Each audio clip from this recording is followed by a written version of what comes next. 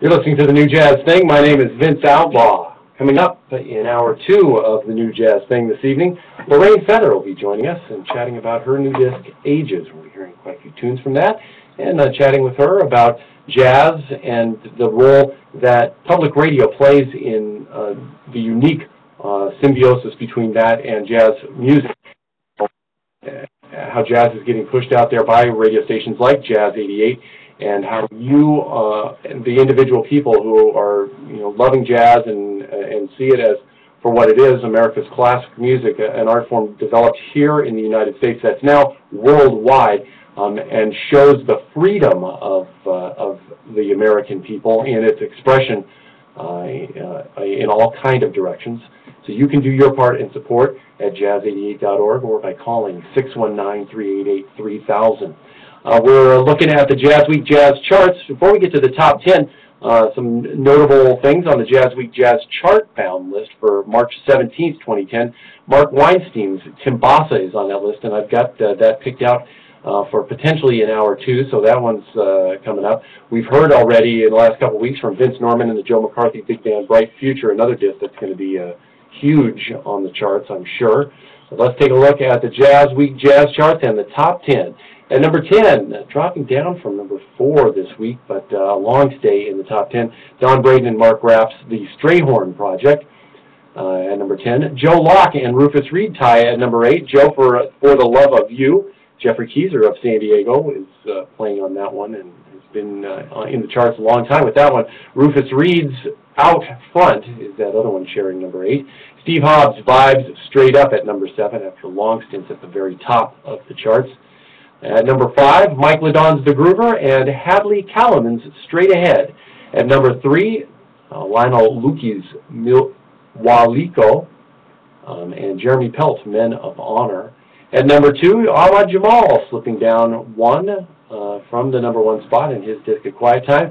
And hopping all the way from 22 to number 1, it's Jamie Cullum's The Pursuit. That's the Jazz Week Jazz Charts Top 10 here on the New Jazz Thing on Jazz 88.3. Brad Meldau's new one, Highway Rider, is going to be popping up into the charts very soon. You're hearing it right as it's being released here on the New Jazz Thing. This is the title track on the New Jazz Thing, Jazz 88.3.